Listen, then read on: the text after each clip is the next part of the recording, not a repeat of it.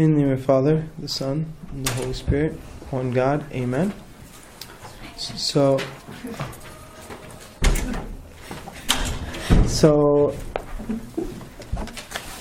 last week we ended Daniel chapter 2, and it ended with a very nice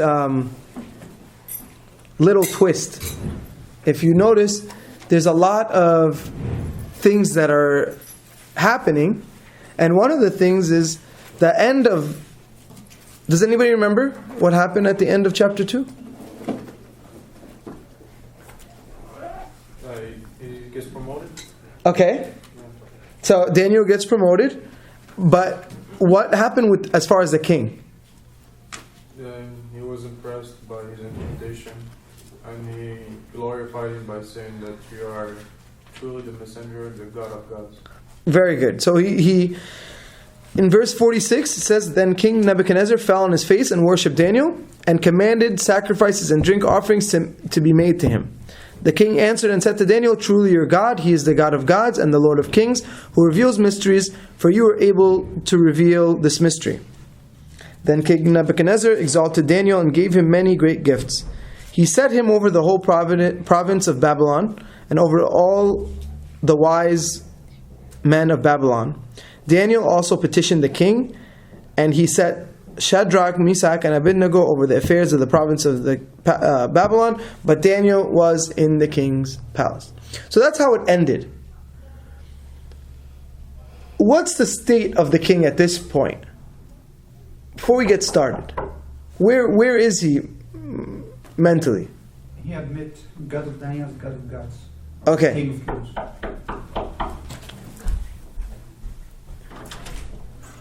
Hi, where's Daddy? I don't know who's your dad. Oh. No, it's okay. It's okay. So he admitted something very big. The king of Babylon admitted that Daniel's God is the God of gods. Okay. Now we're going to see... I don't know what's going on.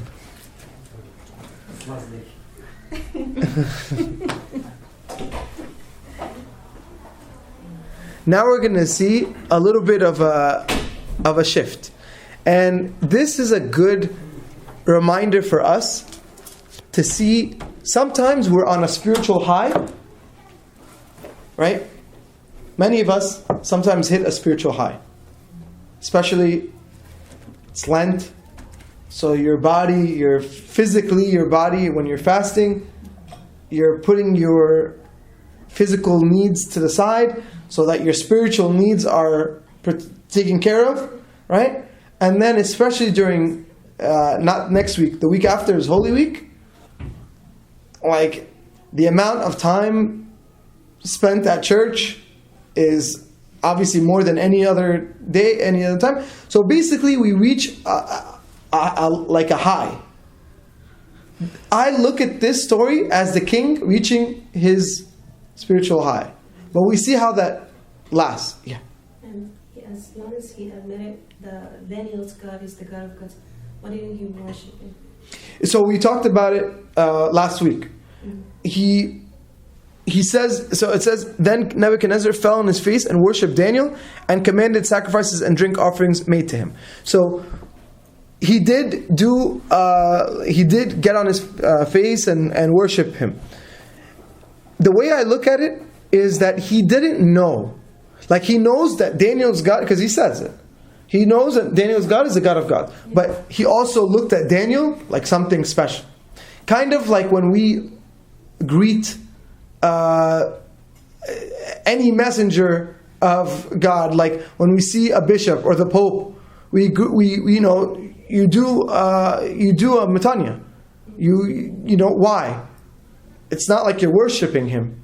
You're worshiping God. You're not worshiping this man. But at the same time, there's a level of like you're holy. You're something special. So I know what you mean, but I think because of his, if we were left and it just ended there, then we would have said, oh, he Because what happens when the disciples went around doing miracles? How did the people react? They thought they were the devil. No, actually the opposite. They were worshiping them. Oh, I'm sorry. I thought you said like disciples of Jesus. Like The disciples of Jesus, when they went, in Acts, for example, when they Saint Paul specifically. some people. When the thought they snake were bite like, him Yes, and he didn't die, they worship him. yes, but even other stuff when Saint Peter and Saint John, Acts 3, right after Pentecost, they went and they healed a lame man. People started worshiping them, and they said, "No, it's not us. This is not our power. This is from God." So some people, and this is the weakness of man. We see something amazing, and the first thing is, oh, it's that person who did something amazing. It's not God who God worked in that person to do that amazing thing. So this is the same idea. So, but you can tell he's struggling, and we'll see moving forward what's going to happen. So if somebody can read from chapter 3, verse 1 until verse 7. So 1 to 7.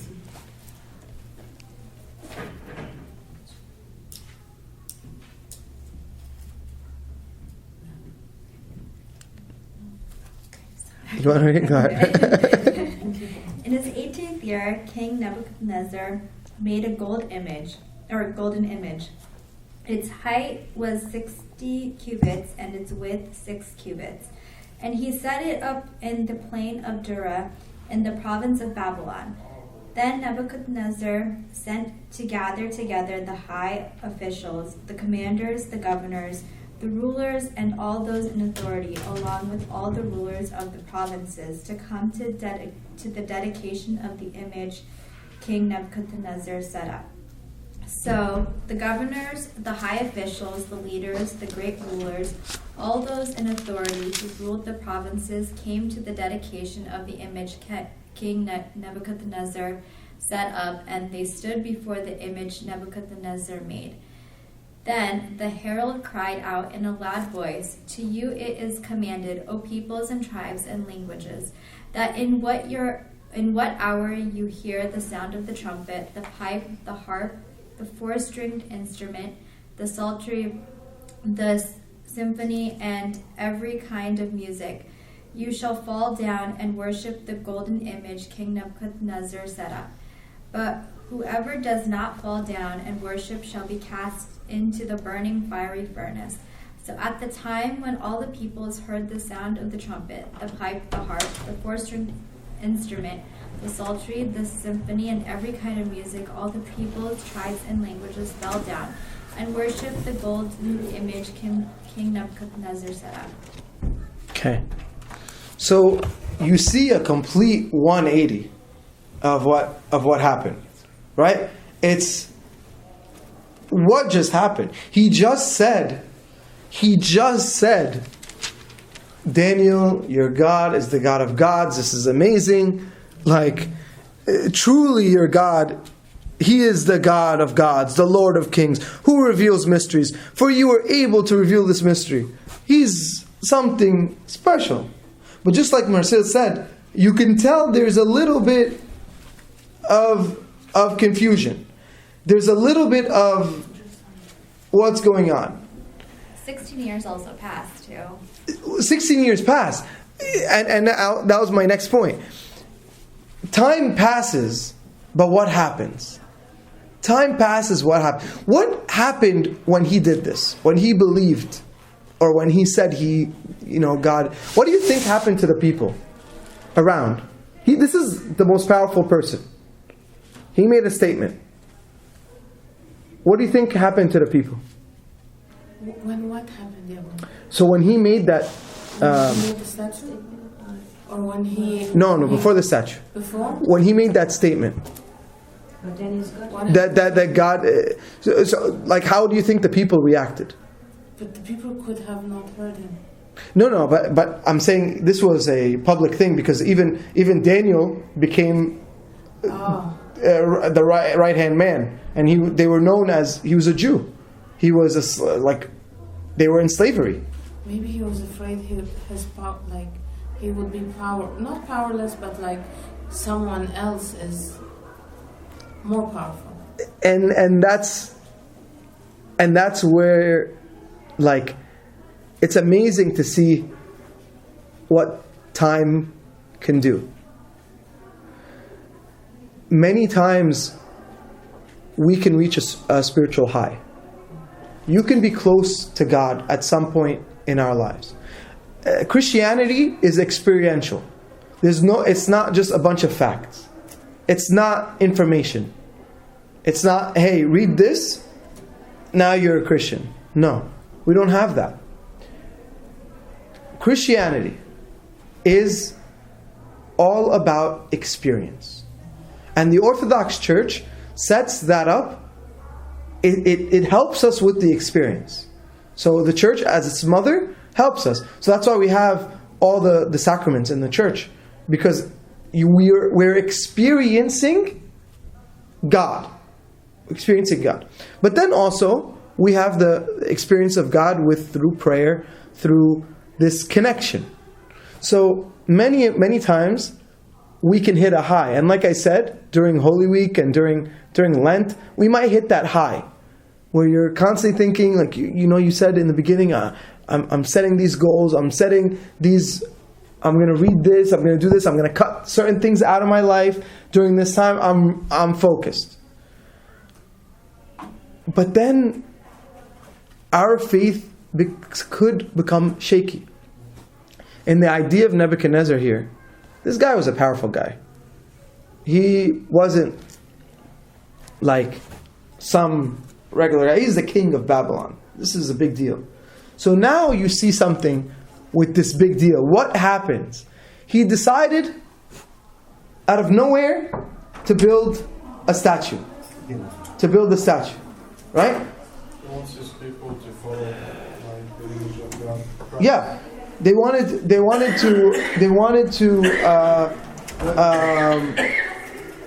to have his people.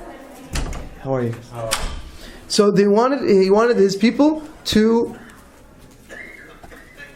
worship this God instead of the God of God. So here's my point. I think what happened was, a lot of the people, when he made that statement, a lot of people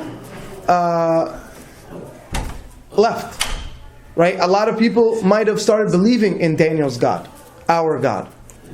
So this was the way for the king to say, no, let's get back. And some of the fathers actually talk about this statue, as some of the fathers have different perspectives. Some say it was a statue of himself, that he was the God. Or other gods, because there's no name here. If you notice, there's no name of a god. Sometimes gods have names, like Baal. That was a name of an Old Testament god. So there's no name here. So it's not clear. But pride is very clear. Pride is very clear. We saw his arrogance before. And then you see his arrogance drop. How? Because he felt helpless. And he depended on Daniel, and eventually depended on God. On God's ability to give him the dream. And this was a big deal for him. Humility and power are tough to go together. Tough friends. They're not friends. They can't be friends, right? Because you can't. So for Nebuchadnezzar, he struggled with that. I think he struggled with the idea of, like Regina said, to worship a God that's not him, or worship this, not this. Because he struggled with the idea of not of worshiping somebody else. Does that make sense? And sometimes we fall into the same thing. How many times do we fall into, we worship ourselves? We become our own God. Like we start only caring about me. Nebuchadnezzar was a powerful guy. And even some people think this part of the story is fake because of how big the statue was. Oh, 60 cubits. 6-story hard. But like imagine, like it's Huge. not. Yeah, it's not like a little statue here. Oh, worship this. No. He made a monument. He made a monument, and the idea behind it was, for him, a god had to be big, powerful, solid, right? Yeah. Just correct me if I'm wrong. Nebuchadnezzar's dream, it was about statue. Yes. Exactly. Gold. Yes. And silver, bronze. Absolutely. Metal. Clay. I think here he's doing all the statue of gold. He won't say, "My kingdom will last forever." Exactly. This That, is no, my I opinion. 100%. And one more thing. You said that 16 years different between first. Encounter. Yeah, there's a time period. Yeah, almost 16 years. Yeah. Then he makes statue for himself. I'm thinking, what can push person to make statue for himself and order the people to worship him? Actually, It's very, very hard to. back at the time in Babylon, most of kings, in Babylon were believing in God the Son, and they always represent God the statue in the image of gold. And God the Son throughout history had like many names like Tammuz, Anunnaki, Apollo. So I think what he's trying to do is like to show people to worship God the Son, not the actual God. That's why he made it in gold. Well, and I think the gold symbolizes like a power, Yeah. like this royalty, this power. So but in this case, you're absolutely right. It's funny because this is what the dream was, but the dream had different layers. It wasn't just all gold. So in the chapter right before, there was this, for those who weren't here, the statue was gold, bronze, silver, like there was Steel and then the feet were clay, iron and clay. Yeah. And what we said, what does that show you? If something is built gold and it's silver and bronze and iron and all this stuff, but the feet of the statue is clay. What is that? Clay's man. No. Besides that, what's the what? It's a weak base. The foundation is weak, so it's going to collapse. And that was the interpretation of the dream. So here, it's as if he's like protecting that point and saying, no, this is not going to be weak. This is God. And that's a lot of the fathers talk about this being him, a statue of himself, Projected. which is what the dream was too. The dreams were all the kingdoms, the different kingdoms that were not with God. To come ahead. Yes, exactly. So here, he does that. And not only does he make sure that the statue gets done, but what does he do? What's the next part? Does he just make sure the statue gets built and then goes quietly? No. What did he end up doing? The sound of music, they should worship. They made a decree, basically. You have to worship, and you know what? Not on your own terms. I'm gonna blow. There's gonna be a trumpet, and this is a group thing. Yes, it's basically a ceremony. Now, we can learn something from this. He created an idol for himself. But what did he do with this idol? He didn't keep it to himself. He shared it with others. He wanted people to worship him. The beast. Now, let's switch that to Christianity. Christianity, we have a God. How come we don't tell people about it? Like, how come we're not blowing trumpets and sharing the good news with people? What do you think that is? Well, the truth we don't believe in it. Huh? The truth we don't believe in it. This is a real. I don't know. That in some cases maybe. Yes. In some cases maybe. That's God's business.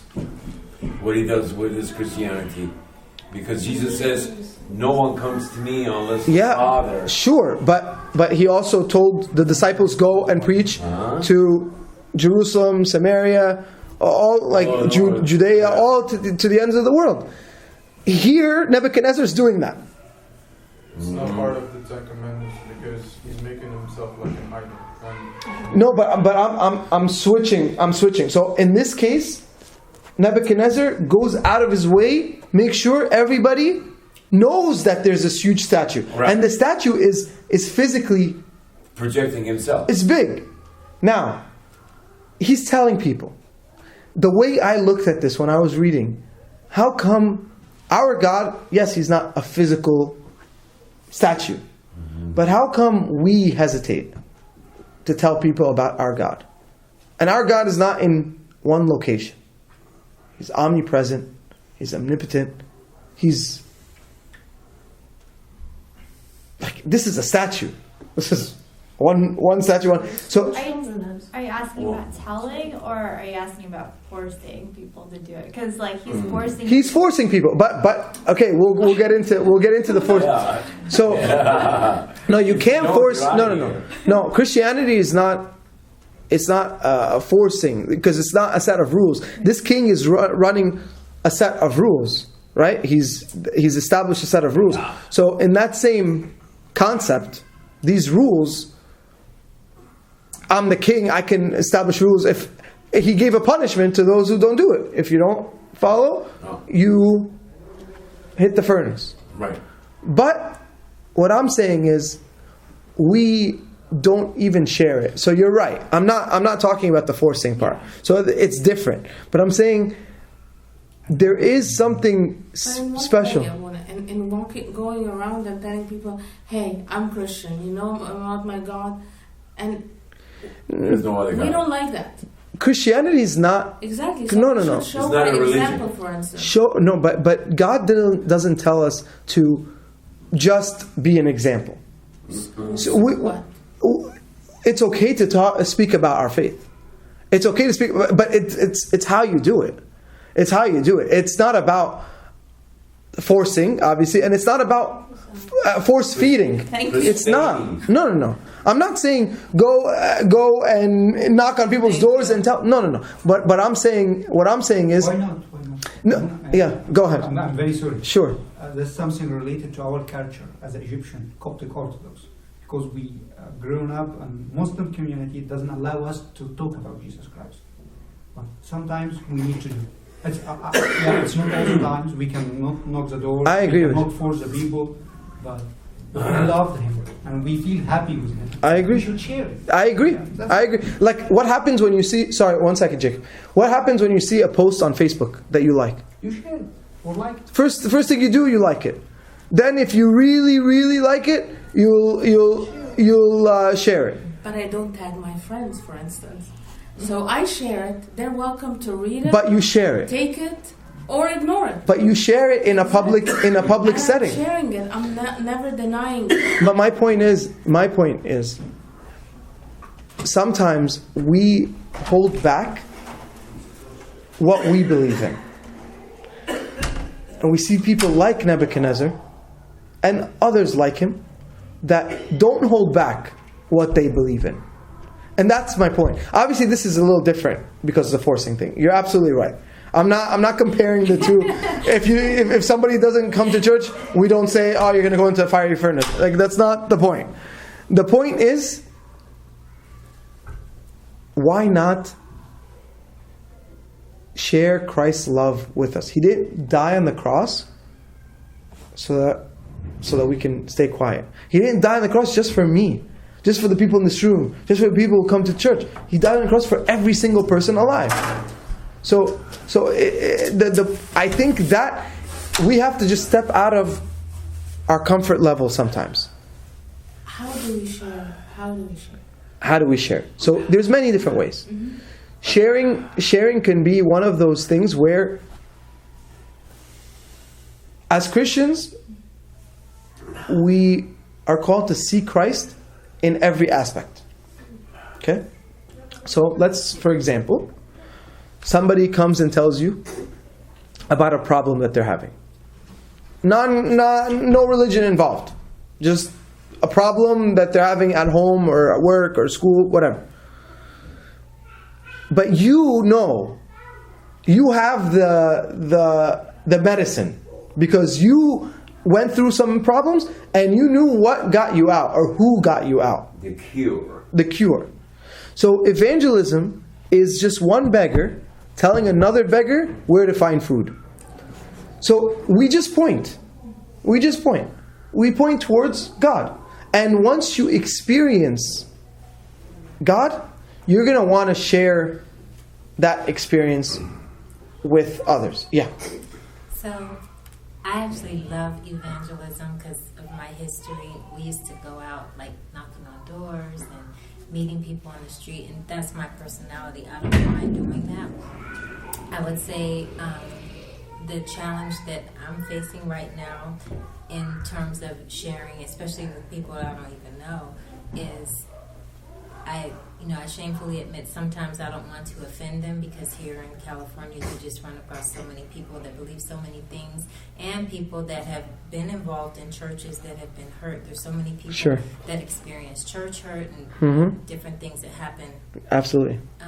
So I kind of tread lightly in that area at times. And then the type of people that God attracts me to, they're not always welcome in different churches. Absolutely. So I find myself trying to find different churches, forgive me. Sure.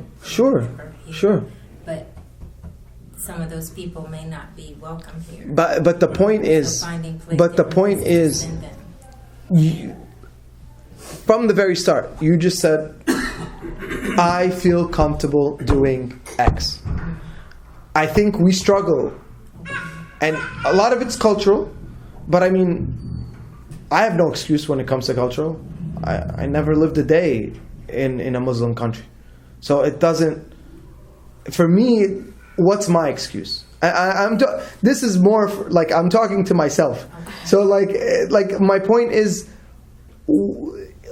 people, if you look just in society, forget Nebuchadnezzar, people are willing and are more excited to talk about something that they love. And this is normal. This is a normal thing. So you look around in society, you see people like marketing things, or selling things that they are selling ideas that they love. Why can't we do that? Yeah, go ahead, Jake.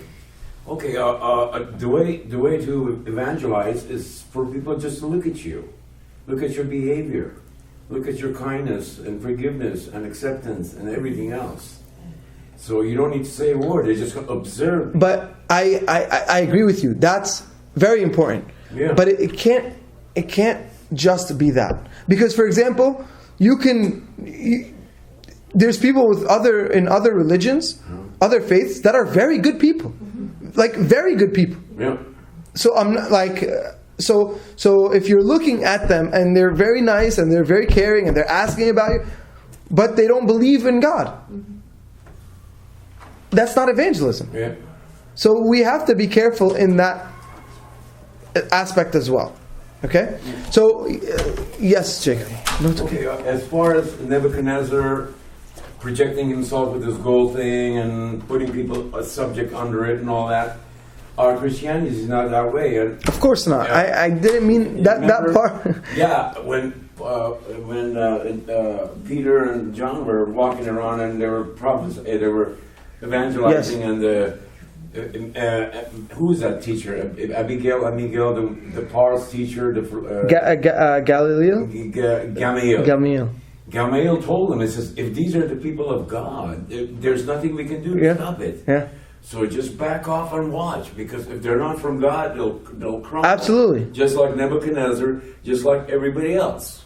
But my point, Right? I'm gonna end this point, but I just wanted to be the point I was trying to make is that the world gets excited about their gods. Lowercase g. The new world. Lowercase g. But we can't sometimes get excited about our God, capital G. And that was my point. So he got excited. He threw a party. He's doing all these things. He's inviting people to come. But obviously he's doing it with a strong fist. Yeah. It's forcing people. I want to have one more thing to say. Yes. This gold image it's addressing itself to a sense in a human being, which is the lust of the eye. They're looking at the gold. It's a very good The point. lust of flesh and the pride of ownership. So it's demonic. Yeah, no, absolutely. There's no question. Yeah. This is the beauty of it. This shows us that idol worship is wrong, regardless. Mm-hmm. So idol worship is wrong. Diablo. It doesn't matter. Yeah. It will crumble. But a lot of it has to do with pride. This is Nebuchadnezzar. The mother of all sins. Yes. Nebuchadnezzar wants to put this... establish himself. And we, like we said, it's a part of the dream, but also he's like, okay, I'm going to create a god of myself, and I'm going to want people to worship it. So what better color than gold? Yeah. So how much money went into this? A lot. Everything. If 60 cubits by whatever... look at how much gold that was. You put your money where your mouth is. You really are focused on that.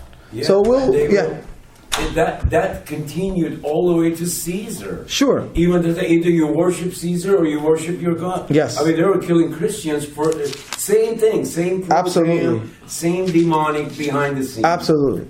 So let's continue.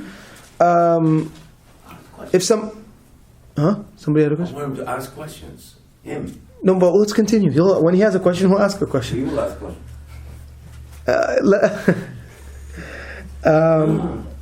If somebody can read from 8 to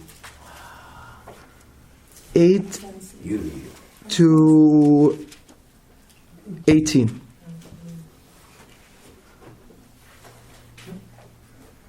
Roll. I can't see it when I'm. Okay, no, I thought you were clearing your throat. It's okay. You want to read? Yeah, but I don't know where it is. So, chapter 3, Daniel chapter 3. 8:17. And we're going to read from verse 8 to 18. Therefore.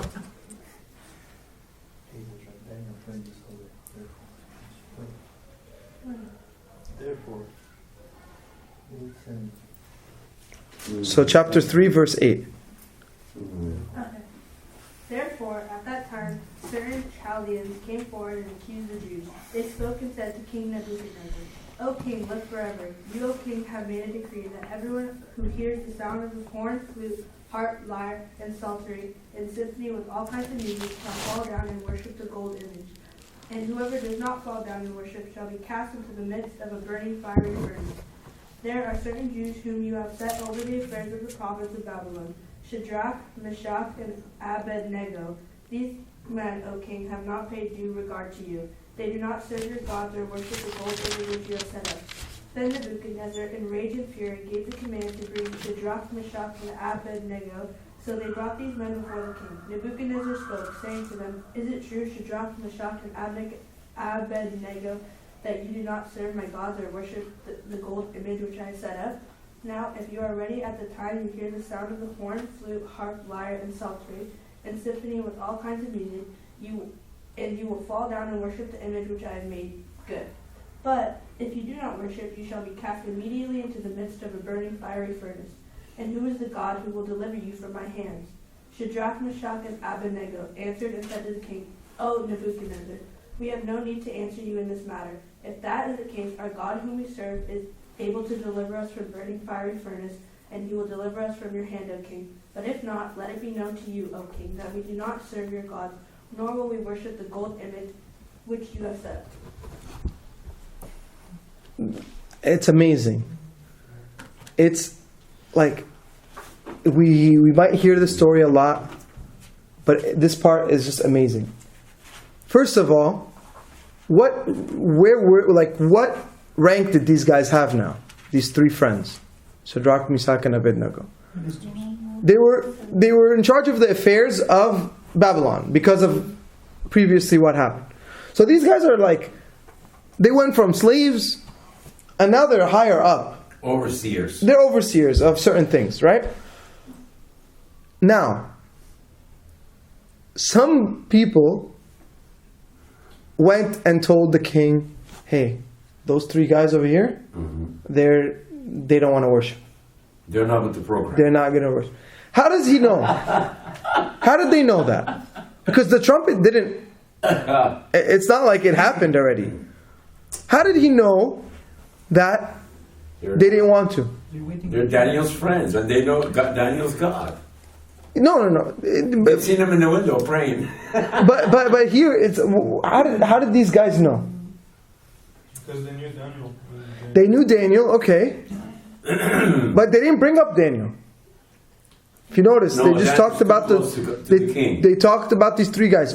How do you think they know? It's not written here. But what do you think? Daniel? No, about these three. They're not really with the program. Like that they went up to the king and said, Shadrach, Meshach, and Abednego. They saw that they didn't go.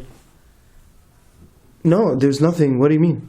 They said when you, O king, made the decree that every man, should, and they said all the instruments. Yeah. Haman's program. And then in verse 11, Haman. But does not fall down the golden image that we cast down. Now there are certain men you set on appearance in providence. Those men did not obey your decree. But it didn't happen yet. Yeah, it's not like Daniel. Huh? It's not like what happened with Daniel. Exactly. So the trumpet hasn't. But you're saying when you did it, they did not obey. You just said in the verse. They didn't obey to the decree to come, either, like to come to the place or to worship. Yeah. So in this case, these three stood their ground. Yeah. They stood their ground. They stood with their God. I'm with them too. Now here's we should all be with them. But what's amazing with them is that your back is against the wall. Our church is a church of martyrs and persecution. Mm-hmm. And we hear all these stories, like constantly. Every day in the liturgy we have a different story about a saint or a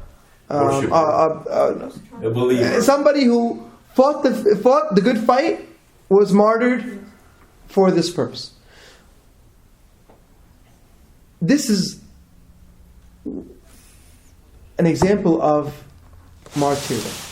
This is a person, these three people, they had such a strong relationship with God that nothing separate them. Nothing can move them. Nothing, like, look at the response. They said, we have no need to answer you in regard to this thing. Like, they stay neutral. They started, but I'm saying that's a lot better than being against. No, but it continues. They are against. No, but my point is, they had no fear. Yes, he called the king by his name. Yeah. Exactly. That's another way to look at it. Yeah, they weren't scared. And then they said, for there is a God in the heavens whom we serve, and He's able to save us from the burning fiery furnace. And He will deliver us from your hands, O king. But if not, let it be known to you, O king, that we will not serve your gods, nor worship the golden image you set up. That's pretty clear right there. That's the answer to the question that you are asking. Why don't we share? So they are confident. Exactly. They have full confidence in God, and they have strong faith. And to speak up against Him. To speak up against Him. And this is the difference between us and... yes, you're absolutely right. Yeah. But Abuna, they did not stand and say, what are you talking about? let us tell you about our God. They just did not participate. Okay. Yeah, they were neutral. Sure, but when they didn't participate, Of It course, shows they defended defiance. their faith. that, But I mean, they didn't. that They is. didn't also Bring it I up. know what you stand mean. in the. In some cases, scripturally, that does happen. Yeah. Look in No, I'm Acts. talking about here. Yeah. And Of here course. it didn't happen. Yeah. Other case, it's all case by case. Yeah, that there's Yeah, I no. know. But that's what I'm saying. You like actions. He's got a Obviously, good point. actions are very loud. For like, actions are very important. They're necessary. But sorry. also, sorry. No, I'm sorry. But also, speaking is important too. Of course. In certain cases. When they were asked. But see, they stood their ground. They were like, absolutely No. not. Sometimes We're it's not with we're asked. not going to participate in this. But when they were asked, they were like, Did St. hey, Paul go and ask people if they wanted We to talk to them? not speak. Huh? No, We cannot not speak. Exactly. This St. thing- Paul went to places where they told him, "If you come here, we're gonna kill you." He's like, "Okay," and he went and he spoke. There was no actions. I'm They not. spoke in I don't private, have but, a general problem with that. All I'm saying is it's not always that we have to make a loud noise around us. Sometimes by just being ourselves Absolutely. There you go. and being I silent. didn't say a loud noise. I'm not saying go He's in the program now. play the trumpet at your job and then tell people, to do the sign of the cross. That's not what I'm talking about. What I'm saying is, if you have the opportunity Of course. to share something that you love, you're going to share it. And like, if you make a certain food and you love it, you're going to share it. And you're going to not just share the food, you're going to share the recipe. And you're going to make sure that everybody knows about it. If you love something, that's what I'm talking about. Right. So obviously it all depends on the situation. So in this part, we see the three friends of Daniel. Yeah. Just one comment about it. I totally agree here when Jesus sends a disciple on the last verses of Gospel The of 12, Matthew. and then He the- says to them, "Go therefore and make disciples." Yeah. He said so, but he didn't say How? how. Yeah. Mhm. We can talk. We can sometimes be silent. It's so many Depends on things. the situation. Like you see nowadays, there's certain movements that you put like tape on your mouth, you're silent. Yeah. What is that movement? Like they did that for the like anti-abortion like campaign. So they put tape. People put tape on their mouth in colleges, in jobs, in this and that. Why? To show like you're not gonna speak up. But again, that showed something. My point is, we're not Protest. called to necessarily do extreme things like crazy stuff. Yeah. Like It's active, whatever. or I'm not saying go build an icon of Jesus outside. What I'm saying is, Build it. talk to Christ, talk to people about your experience. Your experience. Your experience. And that's something that everybody has. They can see it.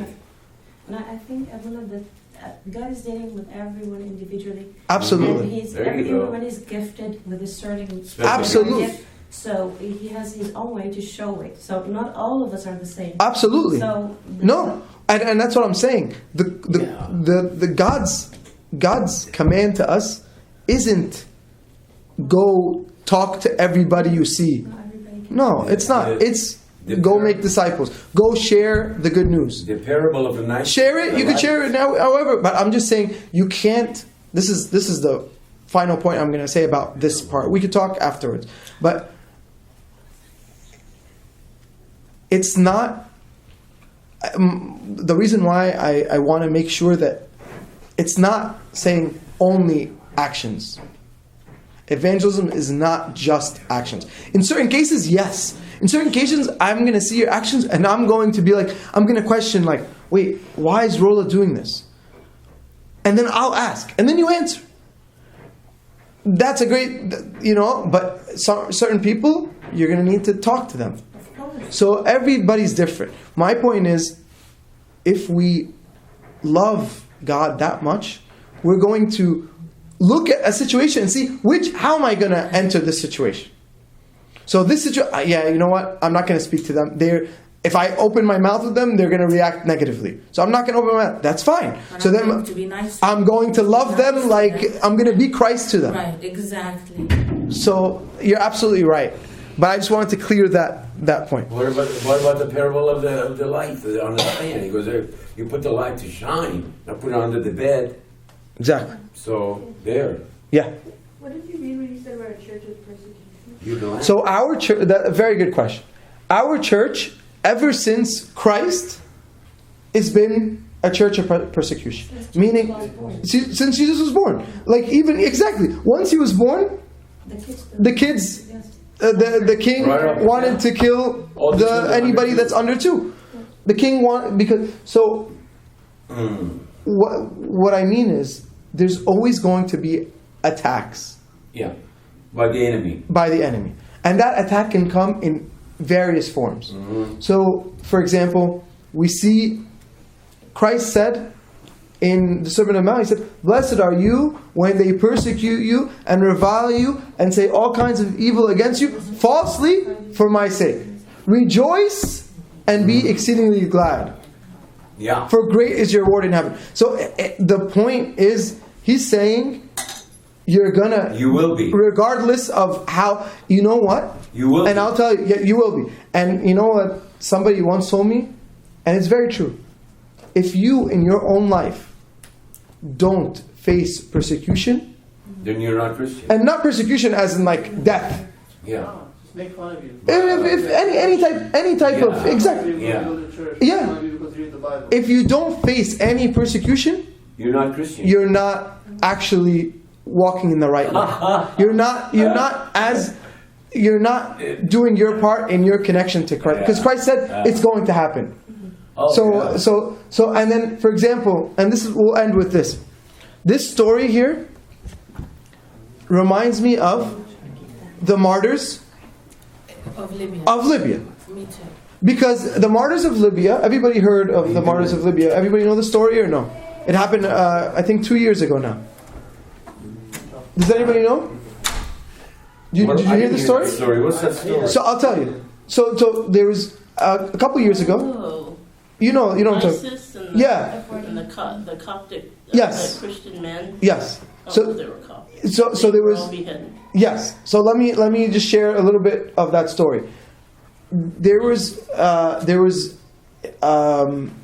men that were actually Coptic, and one of them wasn't. But there was a group of people that they went and worked in Libya. So they lived in Egypt or whatever, and then they worked in Libya.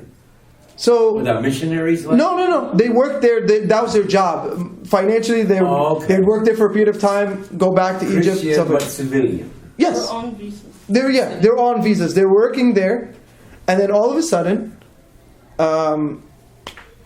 ISIS came in, took them from their. So they all lived in like a compound, okay, and they basically took them out of their compound, and took them to an open area, set up film crews, lined them up, and then one by one asked them and gave them a choice. Kind of like Nebuchadnezzar right now. Yeah. Gave them a choice. Yeah. In the story of Nebuchadnezzar, in this story that we just read, the choice is what? What's the choice? Worship or die. Worship this statue or go into the fiery furnace. So everybody has a choice. When it came to these 21 guys, one by one, they asked them, believe in Allah, in the Muslim God, and you're saved. You'll be set free. Or not, and you die. One by one they asked. That was my favorite part of the story. That there was a choice being made. They weren't just killed. Yes. Does that make sense? Like, this story would not have happened if they were just like, there's a choice here. Now, this choice, each one made a choice and said, God is my God. Not, I'm not gonna convert. My Lord and Savior Jesus Christ. Every single one. Including one person who wasn't even Christian. He said, their God is my God. I'm with them. He was from Chad. And he said, like this faith, like he saw one by one, people are dying. And they had the ability to just get up. Yeah. They had the ability to say, no, I believe in Allah. Like, and they would have walked them out. They would have not just walked them out. They would have gotten paid. They would have gotten protected. Like it was like it's paraded. But they chose God. They chose our Lord and Savior Jesus Christ. They chose the Trinity. They chose God. And once they did that, they all got their heads chopped, right? And what happened? They became martyrs. That's what I mean by our church is a church of persecution. Our church is like a symbolism. Why is the red carpet on the floor? It's the blood. It's the blood of Christ, because we were saved through His blood, but also the blood of the martyrs that continues till now. And it's never going to end. No. It's never going to end. So, my point is, what I take, it will end one day, but my point is, it's not going to end. Persecution is never going to end. It's just, the end of time is the end of persecution. So in this, the last thing is, they made a decision. Are we able to make decisions towards Christ? Are we able, in these next couple of weeks, leading up to the cross, leading up to the resurrection, to say, God, I'm with you. I don't care what people are saying around me. I don't care the situation around me. I don't care. But God, I want to be with you. So maybe certain bad habits I need to cut. Okay. Certain issues that I need to resolve. Okay. Whatever it is, I'm with you, God. And they made that decision. Yeah. What always just blew me away with this is that their decision, or their commitment to the three whole youth, their faith wasn't predicated on the result of what would happen. So exactly. Even in our struggles, we sometimes have a faith that depends on God delivering us from the struggle that we're in. Yeah. And so our faith is almost like dependent on the final outcome. And we say, yes, I believe God will save me from this. Yes, I believe God will fix this problem. And that's true, but if He so wills for you to struggle, that's a great point. Do you use the martyr? And they ended with that. Yeah. He said, if God in heaven we serve, He's able to save us from the burning furnace, and He will deliver us from your hands, O King. But if not, let it be known to you, O King, that we will not serve you. Either way. If He chooses for us to die, we still have faith. Yeah. My faith isn't for Him to save. It's not based on the result. And he says, and He is able to save us. He's able. And then He says, He will deliver us from your hands. But it's not necessarily connected. Whether we live or not, we will be delivered from serving you. Yeah. We will still be free. Yeah. We'll be free from. He is symbolic of sin, absolutely of being in bondage. So long as I have faith, it doesn't matter. So and hold on. So the point, I really like the point Key made, because it changes our perspective a little bit. We're not doing this as there's a reward at the end of the line. Right. We're not doing it for a reward. No, because then you're not really doing it for the faith. You're not really doing it if you're doing it for a reward. You know, our precious Jesus said, "Do not be afraid of one who kills the flesh. Be afraid of one who kills the flesh and the spirit." So he says, don't be afraid. That's not the end of it. Yeah. That's the beginning of your walk with God. Absolutely. Be afraid of the one who kills your soul. Yep. So which demonics don't understand.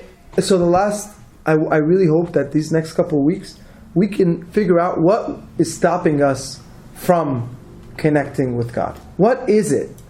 Is it me? It's me. I'm the problem. Everybody is different. It's me. It's all about me. It's me. God's number one enemy Jacob, is me.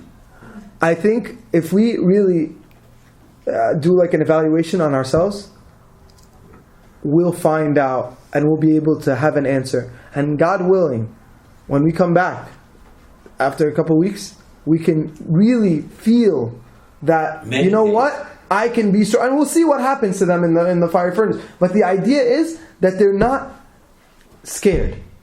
They have full confidence in the Lord, and glory be to God forever. Amen. Whether He delivers them or not. Exactly. That's amazing.